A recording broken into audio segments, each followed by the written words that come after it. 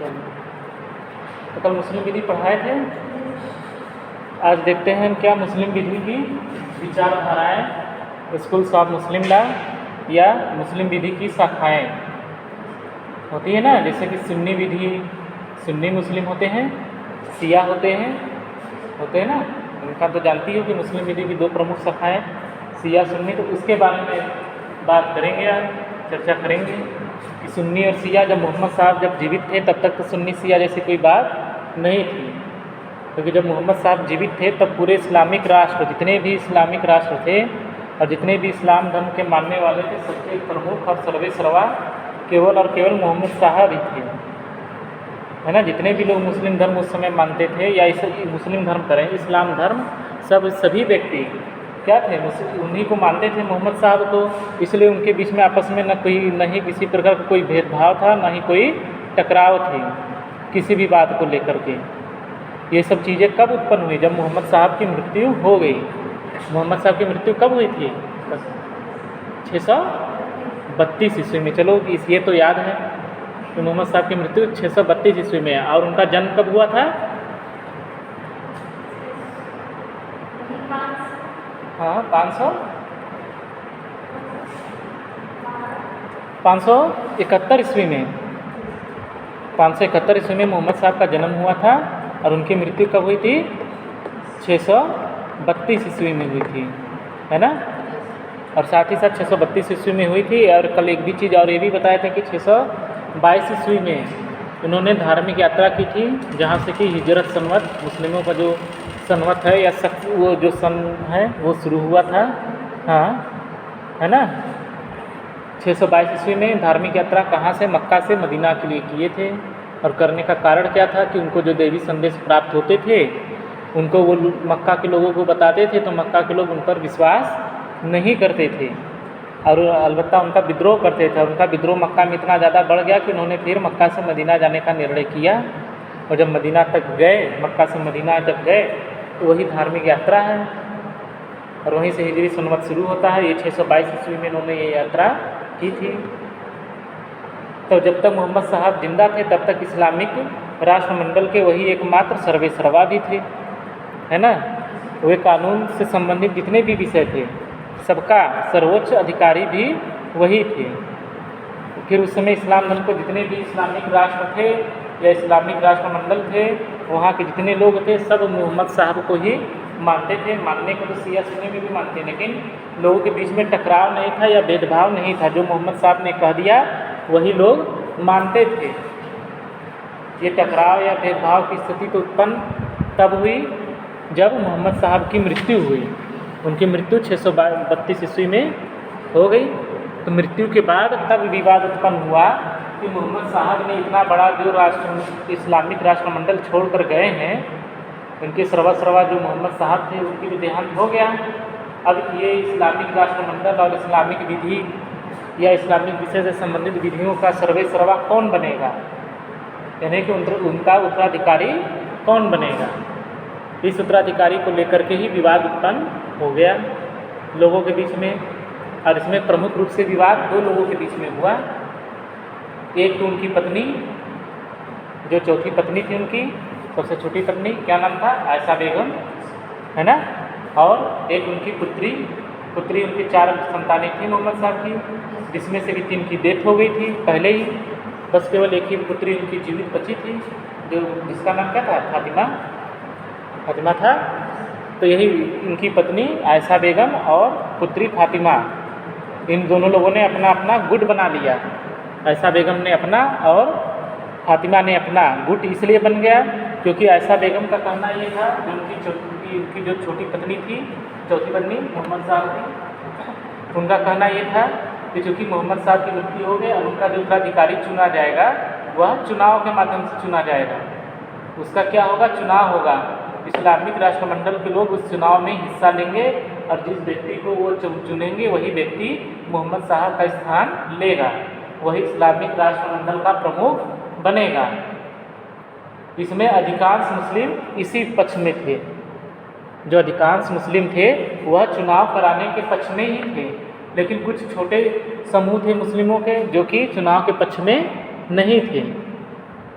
है ना, जो चुनाव के पक्ष में नहीं था, उसमें प्रमुख रूप से मोहम्मद साहब की जो लड़की है वो थी आयशा, अरे ये फातिमा, है ना, चुनाव कराने के पक्ष में फातिमा नहीं थी, जबकि आयशा बेगम चुनाव कराने के पक्ष में थी। और उनके साथ अधिकतर जो इस्लामिक राष्ट्रमंडल के लोग थे, अधिकतर जो समुदाय था या जो बहुमत था, वो चुनाव कराने के ही पक्ष में था। और फिर चुनाव कराया गया, तो चुनाव के माध्यम से जो व्यक्ति चुना गया वह सबसे वो क्या कहलाया, खलीफा कहलाया। क्या कहलाया, खलीफा, है ना। और जिस वर्ग ने यह चुनाव कराया था उस वर्ग को सुन्नी समुदाय कहा गया। और जो खलीफा चुना गया, सबसे पहले खलीफा कौन बने, अबू बकर, है ना। सुन्नी समुदाय कौन था, जिसने कि मोहम्मद साहब की मृत्यु के बाद मोहम्मद साहब का उत्तराधिकारी चुनाव के द्वारा, है ना, निर्वाचन के द्वारा चुना था। उसमें क्या हुआ था, चुनाव हुआ था या वोटिंग हुई थी, वोट के द्वारा मोहम्मद साहब के उत्तराधिकारी को चुना गया था। और जो प्रथम खलीफा बने थे वह कौन थे, अबू बकर यह प्रथम खलीफा चुने गए, है ना। ये अबू बकर आयशा बेगम के पिता भी थे, अबू बकर आयशा बेगम के पिता थे और मोहम्मद साहब के घनिष्ठ मित्र भी थे। तो जो आयशा बेगम थी, जिन्होंने और जो मुस्लिम समुदाय का जो बहुमत था वह अबू बकर के पक्ष में था। और जिसने चुनाव कराया उसने चुनाव के दौरान अबू बकर को अपना प्रथम खलीफा चुना। और यह संप्रदाय जिसने कि चुनाव कराया वह क्या कहलाया, सुन्नी संप्रदाय, है ना, सुन्नी समुदाय या सुन्नी संप्रदाय। यह आया नहीं समझ में। जो मुस्लिम विधि है, कहा जाता है कि हाँ सुन्नी है कि शिया है। तो सुन्नी और शिया का बंटवारा कब हुआ, सुन्नी और शिया का बंटवारा मोहम्मद साहब की मृत्यु के बाद हुआ। जब उनकी मृत्यु हो गई तो इस्लामिक जो राष्ट्रमंडल जिसका कि मोहम्मद साहब ने बनाया था, जिसको कि खड़ा किया था, उसका उत्तराधिकारी जब चुनने की बात आई तो 2 गुट बन गए।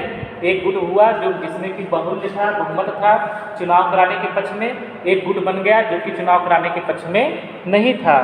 तो जिस गुट ने चुनाव कराया, चुनाव के द्वारा मोहम्मद साहब के उत्तराधिकारी को चुना, वह गुट क्या कहलाया, सुन्नी संप्रदाय कहलाया, है ना। जिस गुट ने मोहम्मद साहब का उत्तराधिकारी चुनने के लिए चुनाव कराया वह गुट क्या कहलाया, सुन्नी संप्रदाय कहलाया।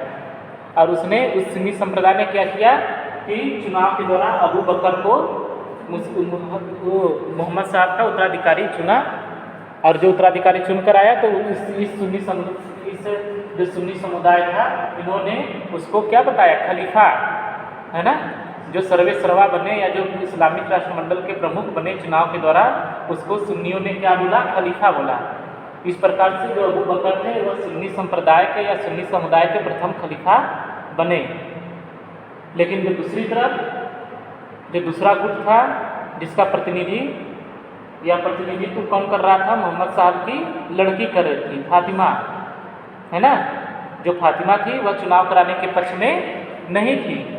उसका कहना था कि चूँकि मोहम्मद साहब के अंदर दैवी शक्ति थी, दैवी गुण थे, और मोहम्मद साहब का उत्तराधिकारी वही व्यक्ति हो सकता है जिसके अंदर ऐसी दैवी गुण या दैवी शक्ति हो। फातिमा का कहना था कि ऐसी क्या गारंटी है कि जो व्यक्ति चुनाव के द्वारा चुन करके आएगा उसके अंदर ये दैवी गुण या दैवी शक्ति होगा ही होगा, ऐसी कोई गारंटी नहीं है। तब उसने कहा, फातिमा ने कहा कि इसलिए चुनाव कराना अच्छा नहीं है, बल्कि अब मोहम्मद साहब का उत्तराधिकारी वह व्यक्ति चुना जाएगा जो कि मोहम्मद साहब के कुटुंब का सदस्य होगा।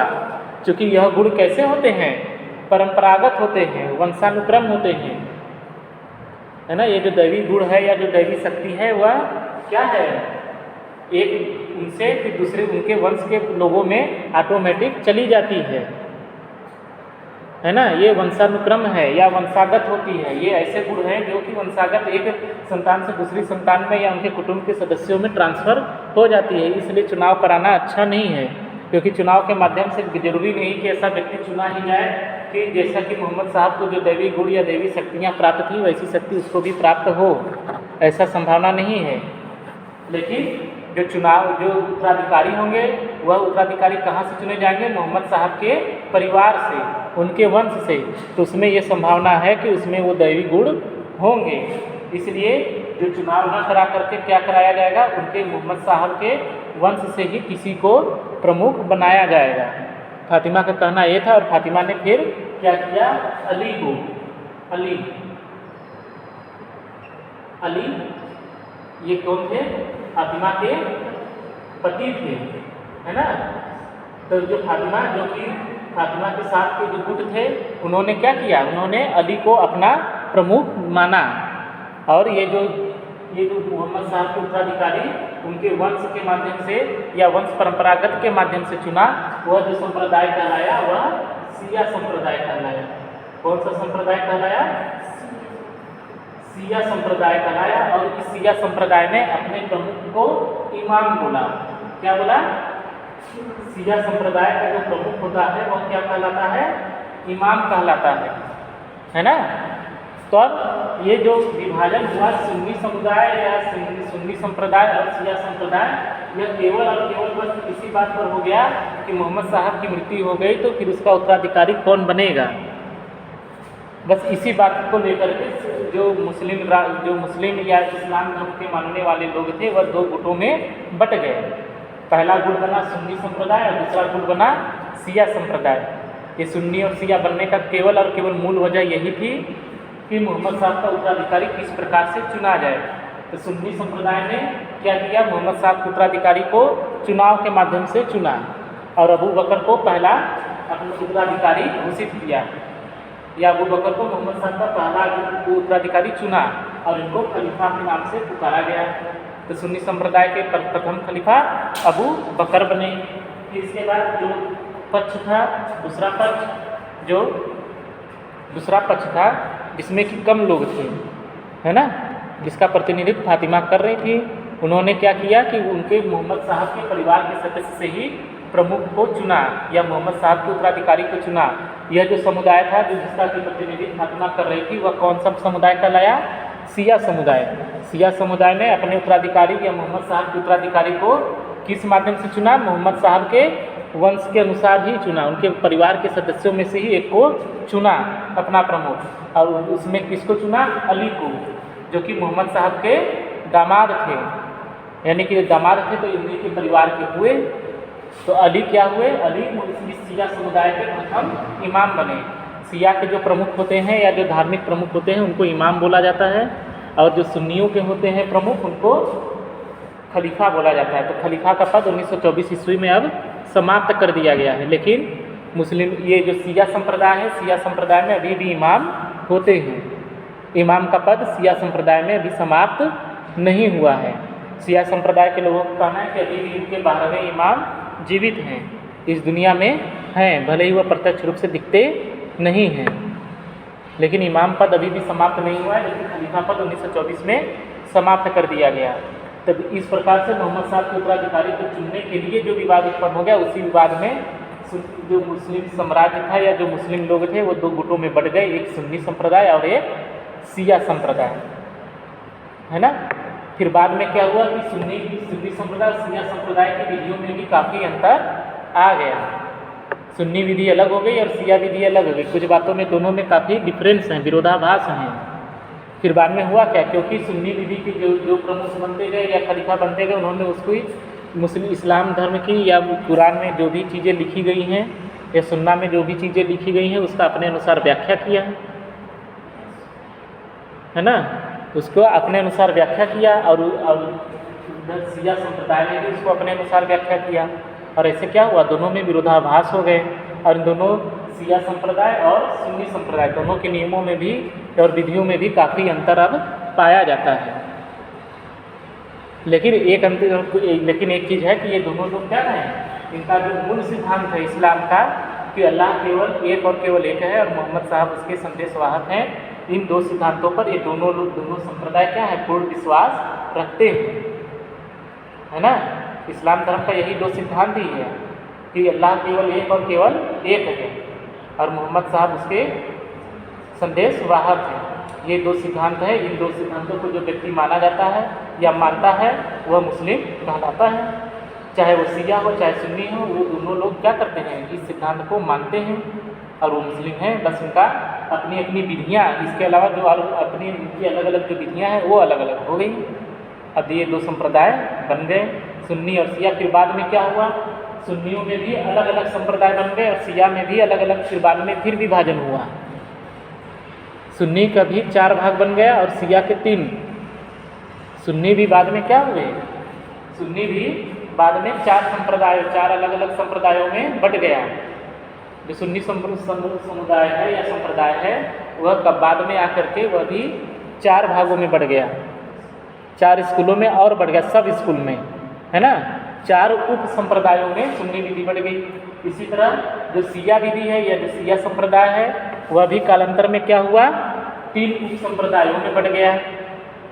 जैसे जो सुन्नी समुदाय है इसमें फिर क्या हुआ, यह 4 भागों में फिर बटा। कौन कौन बना, हनफी, है ना, सफ़ी, हनफी, सफ़ी, मलकी और हनबली, ठीक है। ये 4 उप संप्रदायों में सुन्नी विधि या सुन्नी संप्रदाय इन 4 उप संप्रदायों में बढ़ गया, हनफी, सफ़ी, मलकी और हनबली। ये चारों के चारों कौन से मुस्लिम हैं, सुन्नी मुस्लिम हैं, है ना। ये जैसे हनफी है, सफ़ी है, मलकी है और हनबली है, ये सब उप संप्रदाय हैं किसके, सुन्नी संप्रदाय के। सुन्नी संप्रदाय के ये 4 उप संप्रदाय हैं, हनफी, सफ़ी, मलकी और हनबली। तो ये हनफी, सफ़ी, मलकी और हनबली कौन से मुस्लिम हैं, सुन्नी मुस्लिम हैं, है ना। इसी तरह जो शिया संप्रदाय है यह भी 3 भागों में बट गया, ठीक है। 3 भागों में बटा, मतलब कि एक को बटा अथना असारिया, शिया मुस्लिम अथना असारिया, ठीक है, अथना असारिया, इस्माइलिया, है ना, इस्माइलिया, फिर इसके बाद जैदिया, ठीक है,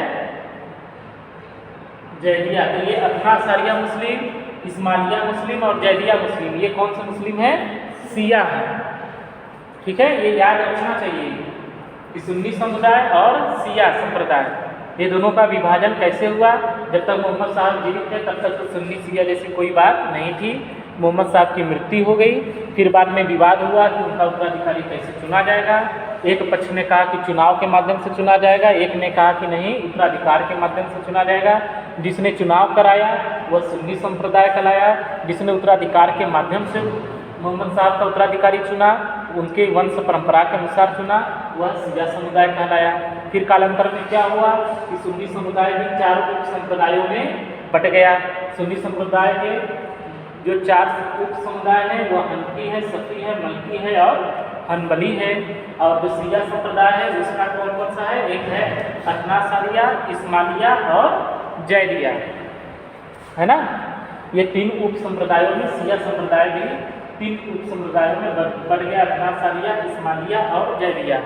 इन 2 ये जो 2 समुदाय हैं सुन्नी और शिया, इसके अलावा एक तीसरा भी है मोताजिला मुस्लिम, है ना, मोताजिला। ये लोग अपने को न तो सुन्नी मानते हैं और न ही शिया मानते हैं। ये लोग अपने को न तो सुन्नी मानते हैं न तो शिया मानते हैं, अपितु अपने को एक अलग ही संप्रदाय उन्होंने घोषित कर रखा है, मोताजिला।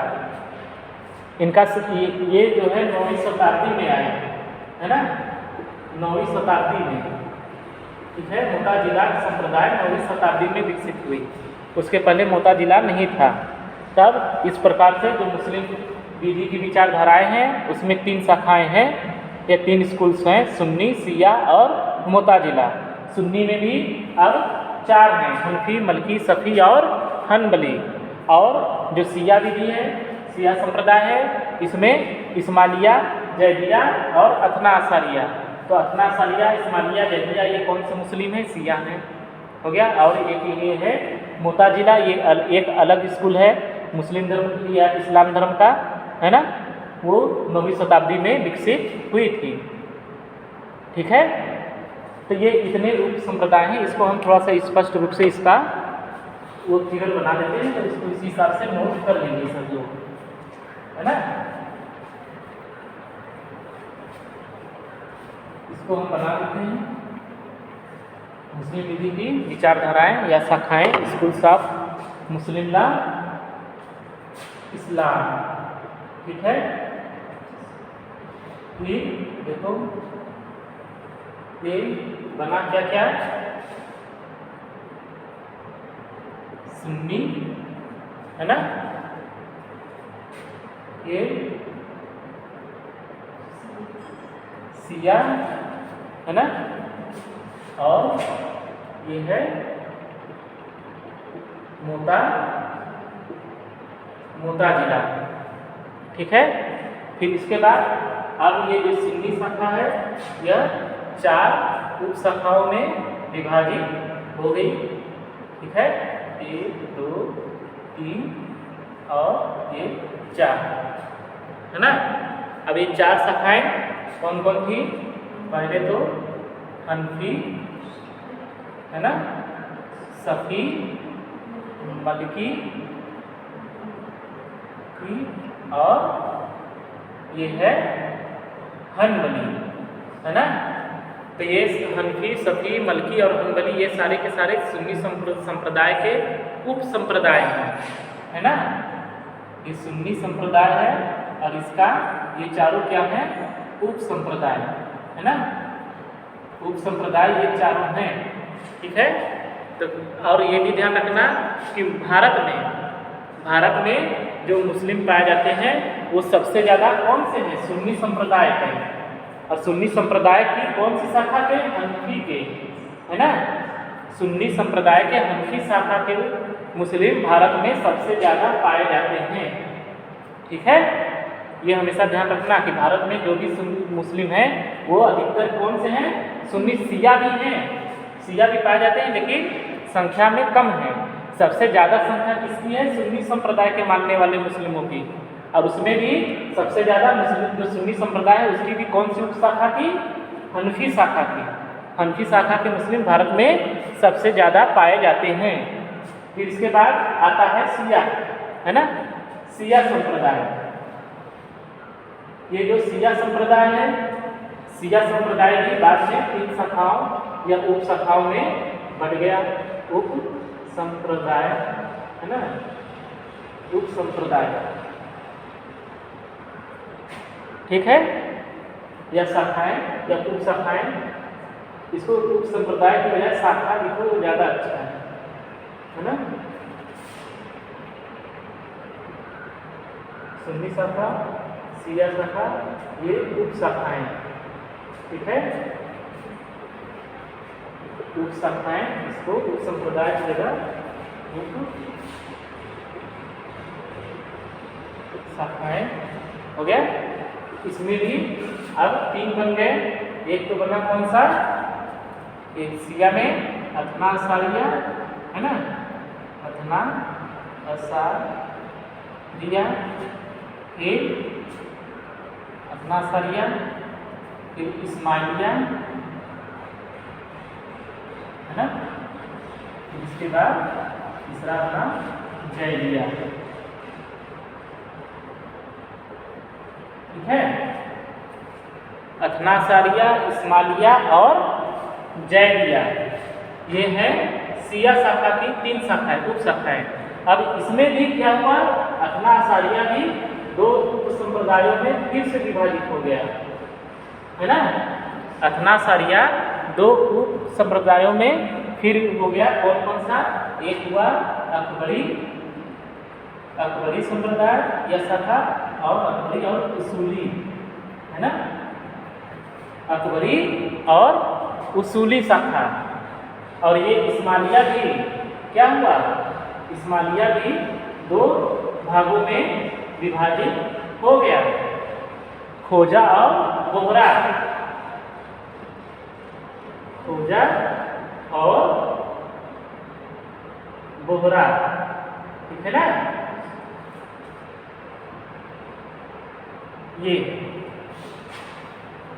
ये है, इतने हैं मुस्लिम इस्लाम की शाखाएं या उप शाखाएं।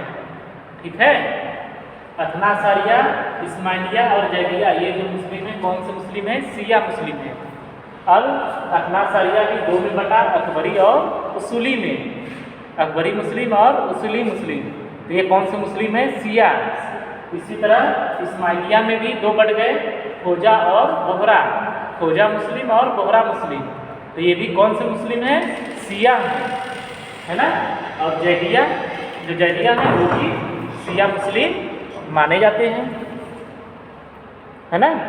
और इसमें भी एक चीज़ ये ध्यान रखना, जो सुन्नी भारत में सबसे ज़्यादा जो मुसलमानों की संख्या है वह सुन्नियों की सबसे ज़्यादा है, शिया कम मात्रा में, पूरे विश्व में कम मात्रा में, और सबसे ज़्यादा शिया मुस्लिम ईरान में पाए जाते हैं, है ना। जो शिया मुस्लिम है वो सबसे ज़्यादा कहाँ पाए जाते हैं, किस देश में? ईरान में। ईरान में सबसे ज़्यादा शिया मुस्लिम पाए जाते हैं। और जगह पर शिया और सुन्नी दोनों पाए जाते हैं, लेकिन सुन्नी की ही संख्या ज़्यादा है।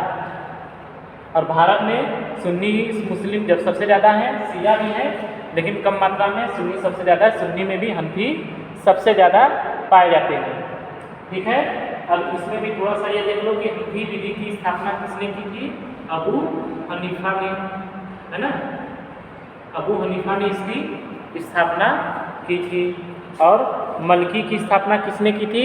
मलिक इब्न अनस ने। मलिक इब्न अनस, है ना। मलिक इब्न अनस ने मलकी विधि की स्थापना की थी। और सफ़ी की स्थापना अस-सफ़ी, ये सब विधि शास्त्री थे। अस-सफ़ी इन्होंने क्या किया था? कुरान में, सुन्ना में जो भी चीज़ें लिखी गई थी उसको अपने अपने अनुसार उन्होंने व्याख्या किया, और व्याख्या कर करके जो विधि बनाए वो सब उन्हीं के नाम पर ये सब अलग अलग शाखाएँ फिर से बन गई, या अलग अलग विधियाँ उसमें बन गई। ये क्यों बनी गई? क्योंकि ये सब, ये जो अबू हनीफा है या सफ़ी है या मलिक इब्न अनस है, इन्होंने कुरान की, सुन्ना की अपने अनुसार व्याख्या की, उन्होंने उसकी व्याख्या की और एक अपने अलग स्कूल की स्थापना कर ली। बाकी तो ये मानने को तो ये जितने भी मुस्लिम हैं सब के सब कुरान को ही मानते हैं। बस इनका जो बटा हुआ है, जो स्कूल बन गए, वो बनने का कारण ये है कि इन्होंने, इनके जो विधि शास्त्री थे, उन्होंने कुरान में और सुन्ना में जो भी चीज़ें लिखी गई हैं उसका अपने अनुसार व्याख्या किया, उस विधि को अपने अनुसार बनाया, बना करके फिर अपना अलग अलग स्कूल की स्थापना कर ली। ठीक है ना। और हनबली की स्थापना इब्न हनबल ने किया था। इब्न हनबल, ठीक है। इब्न हनबल ने इसकी स्थापना की थी। तो सब भारत में सबसे ज़्यादा पाया जाता है हनफी, ठीक है।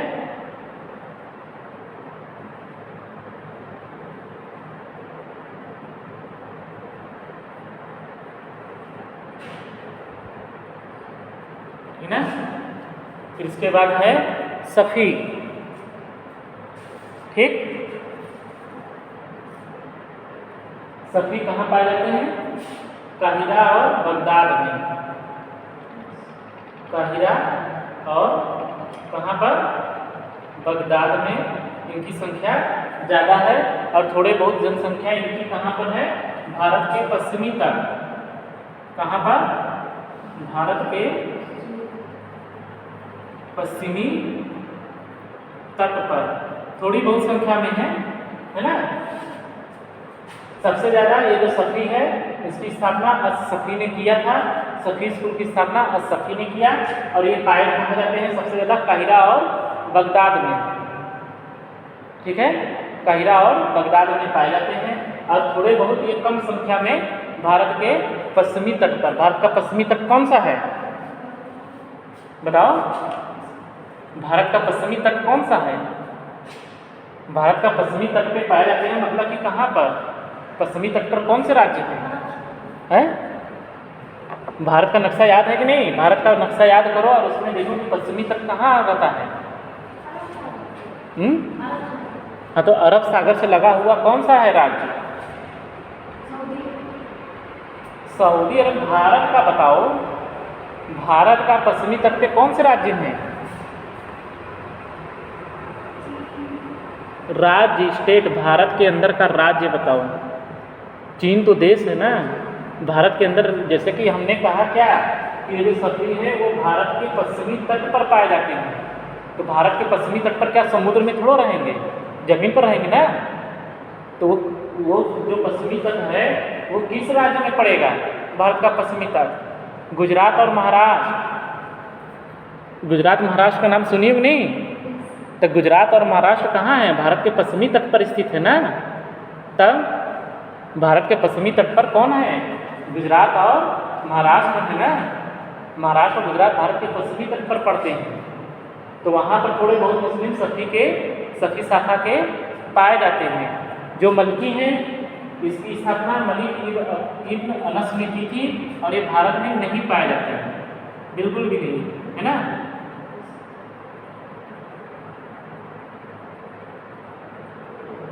ठीक है, ये भारत में नहीं पाए जाते हैं।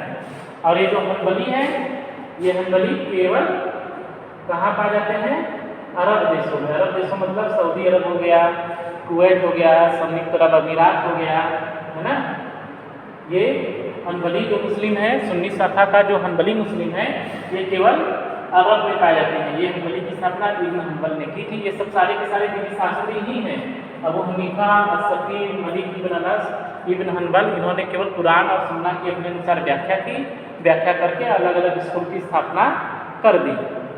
उन्हीं के नाम पर देखो, अबू हनीफा इन्हीं के नाम पर हनफी स्कूल, सफ़ी के नाम पर सफ़ी स्कूल, मलिक इब्न अनस मलिक के नाम पर ही मलकी स्कूल, और इब्न हम्बल के नाम पर ही हम्बली स्कूल की स्थापना हुई है ना। ये हो गया। तो भारत में सबसे ज़्यादा सुन्नी मुस्लिम और उसमें भी हनफी स्कूल के मानने वाले सबसे ज़्यादा पाए जाते हैं। कुछ भारत में शिया शाखा के भी मुस्लिम हैं, उसमें भी कौन से हैं? अथना असारिया, है ना। अथना असारिया मुस्लिम भारत में शिया संप्रदाय के पाए जाते हैं।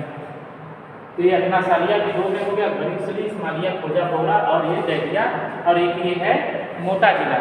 मोताजिला भी एक संप्रदाय है। ये कब आई थी? 9वीं शताब्दी में, है ना। 9वीं शताब्दी में इसका 9वीं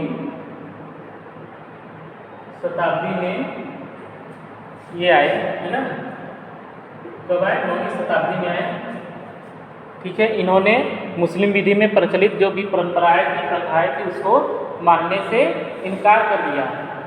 मुस्लिम विधि के अंतर्गत जो भी प्रथाएं और परंपराएं थी, उनको मानने से इनकार कर दिया। इन्होंने केवल और केवल किसको माना? कुरान को माना। ठीक है। ये अपने आप को न तो शिया से संबंध मानते हैं और न ही सुन्नी से।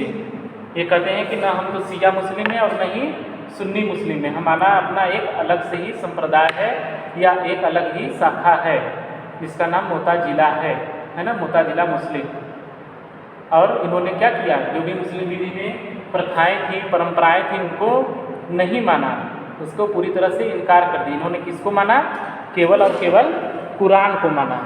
और एक चीज़ और खास बात, इस मोताजिला संप्रदाय की सबसे खास बात एक और भी है, सबसे महत्वपूर्ण बात यह कि इन्होंने केवल और केवल एक पत्नी का ही नियम अपनाया है ना। बाकी जो शिया है और सुन्नी है, इनमें एक साथ 4 विवाह करने की अनुमति है और लोग करते भी हैं। लेकिन जो मोताजिला है, इसमें दूसरी शादी पर प्रतिबंध है। इसमें केवल एक विवाह का पालन बहुत ही कड़ाई से किया जाता है ना। ऐसे में बहुत ही कड़ाई से मोताजिला संप्रदाय में किया जाता है। यहाँ पर एक पत्नी का ही या एक ही विवाह करने का प्रथा है और उसका पालन वो कड़ाई से करते भी हैं, दूसरा विवाह नहीं कर सकते हैं। जबकि सुन्नी और शिया में ऐसी इतनी कड़ाई नहीं है, कोई कर लेता है तो कोई ज़्यादा दिक्कत नहीं है। लेकिन मोताजिला में क्या है? इसकी सबसे बड़ी विशेषता यही है, मोताजिला संप्रदाय की सबसे बड़ी विशेषता यही है कि इसमें एक विवाह की मान्यता है और इसमें एक विवाह का कड़ाई से पालन भी किया जाता है। अभी हम पढ़ाएंगे इसके बाद जब मुस्लिम विवाह, तो उसमें फिर बताएंगे मुस्लिम विवाह कितने प्रकार के होते हैं, है ना। मुस्लिम विवाह की प्रकृति क्या है और क्या कुरान एक विवाह के पक्ष में है कि बहु विवाह के पक्ष में है। ये क्वेश्चन भी बार बार पूछा जाता है, क्योंकि यहाँ पर है ना, मुस्लिम में या इस्लाम धर्म में एक साथ 4 शादियाँ करने की अनुमति है कि एक व्यक्ति जो है कि 4 शादियाँ कर सकता है, उसकी चारों शादी क्या होगी, वैलिड होगी। जैसे हिंदू है, ईसाई है, पारसी है, वहाँ पर केवल एक ही विवाह, यदि किसी हिंदू ने या किसी ईसाई ने, पारसी ने एक विवाह कर लिया और उसका विवाह अभी भी बना हुआ है, तलाक वलाक या विवाह विच्छेद नहीं हुआ है, जब तक विवाह विच्छेद नहीं हो जाता तब तक वो दूसरा विवाह नहीं कर सकता। ठीक है, यदि उसका पहला विवाह बना है, यदि दूसरा विवाह कर लेगा तो दूसरा विवाह शून्य होता है। लेकिन इस्लाम धर्म में ऐसा नहीं है, वह एक साथ क्या कर सकता है, 4 शादियाँ कर सकता है। एक शादी किया, फिर पहली शादी बनी है, विवाह विच्छेद हो चाहे ना हो, तलाक हो चाहे ना हो, वो दूसरी भी कर सकता है, तीसरी भी कर सकता है और चौथी भी कर सकता है ना। तो एक वो 4 शादियाँ कर सकता है और चारों शादी उसकी वैलिड होगी। अब इसका कारण क्या है, 4 शादियों की अनुमति क्यों है, ऐसा नियम क्यों है कि मुस्लिम में जो है कि 4 शादियाँ करने की अनुमति है और उनकी शादी।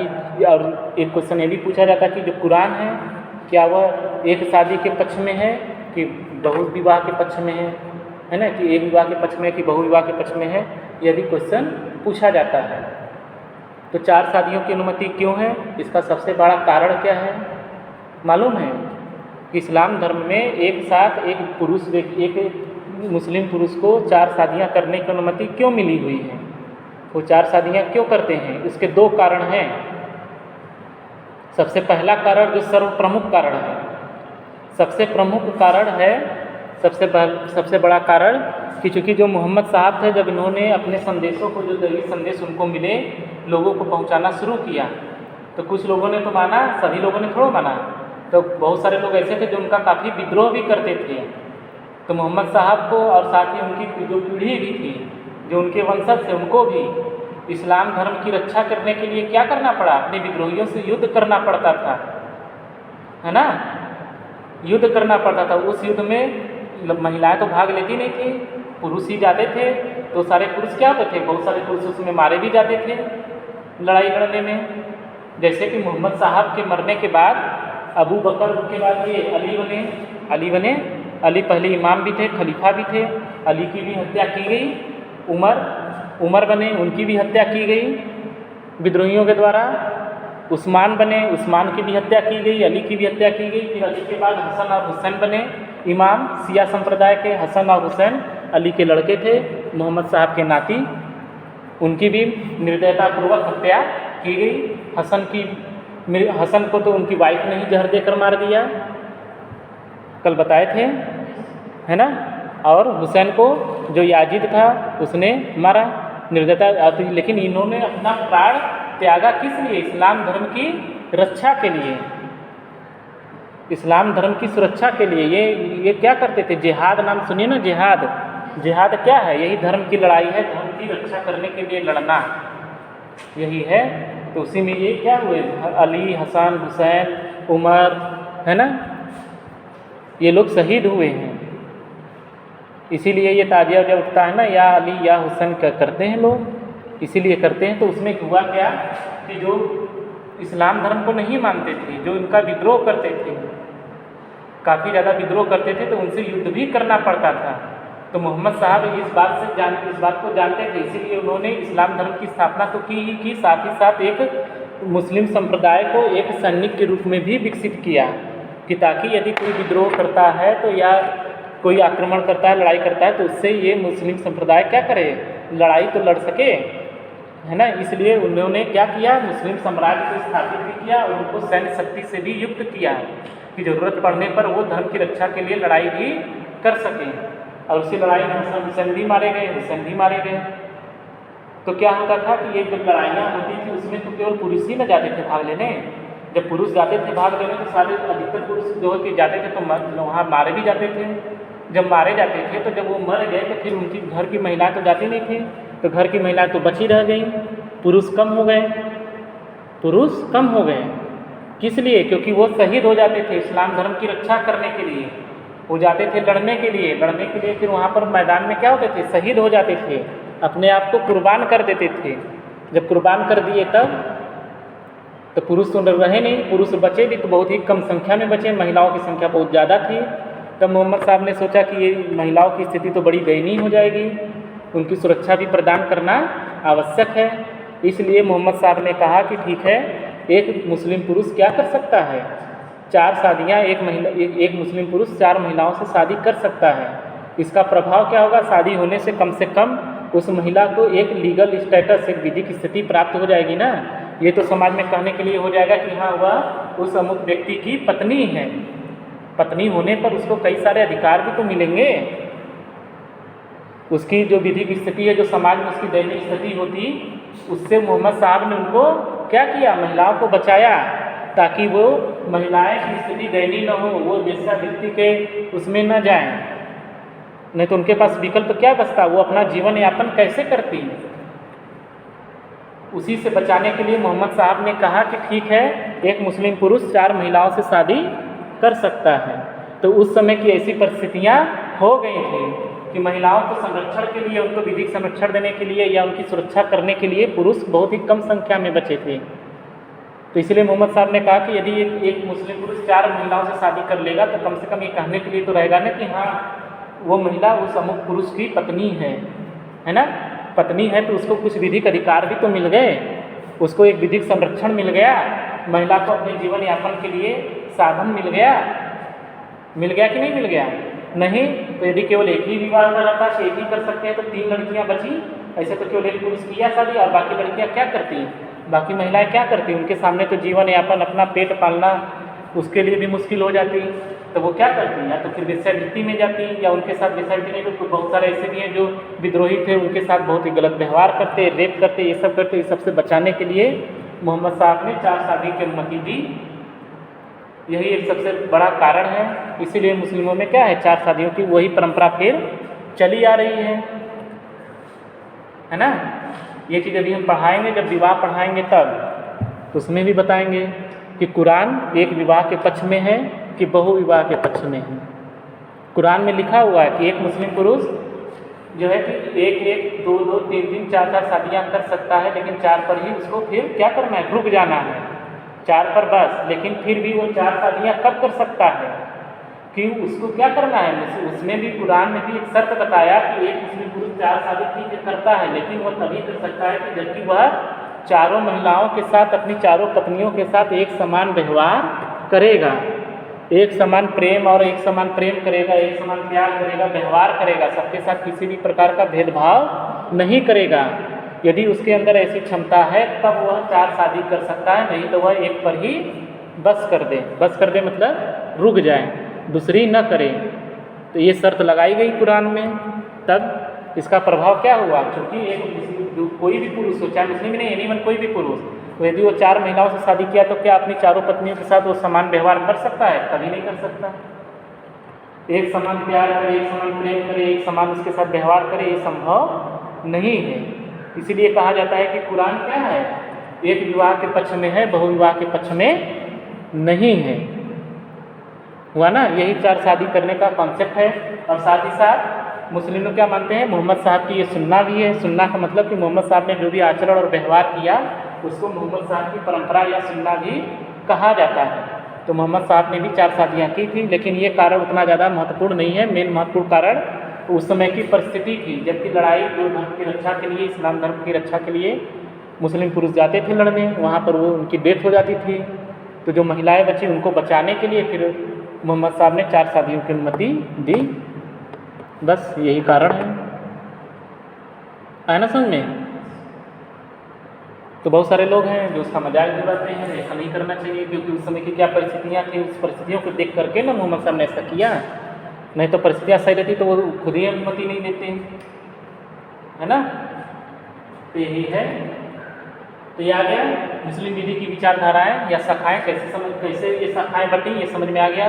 सुन्नी शिया कैसे बढ़ गए, ये समझ में आ गया कि मोहम्मद साहब की मृत्यु के बाद उनका उत्तराधिकारी चुनने का जब प्रश्न आया तो एक ने कहा चुनाव होगा, एक ने कहा नहीं, उनके जो वंश के लोग हैं या उनके परिवार हैं उन्हीं में से वही उनका उत्तराधिकारी बनेगा।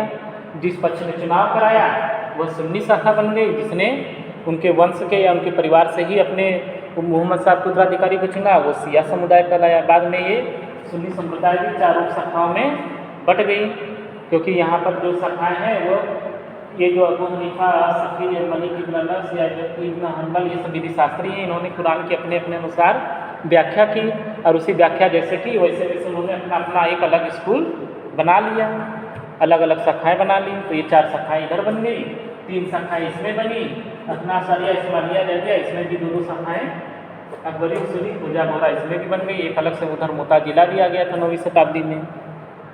तो यही विचारधाराएँ हैं या यही इसके स्कूल हैं इस्लाम के। इसको ध्यान में रखना, ये फिगर है ना, इसको ध्यान में रखना। बस इतने में तो आएगा एग्जाम में, तब भी लिख ले जाओगे, है ना। इतना भी कम से कम एग्जाम में अगर पूछता है, अगर इसको केवल बस इतना फिगर बना के थोड़ा थोड़ा भी लिख दोगी तो भी बहुत ही अच्छा नंबर मिल जाएगा। ठीक है, तो अब कल फिर हम पढ़ाएंगे मुस्लिम विधि के स्रोत। मुस्लिम विधि के स्रोत क्या क्या हैं, स्रोत पढ़ा देंगे, तब उसके बाद फिर मुस्लिम विवाह पढ़ाएंगे।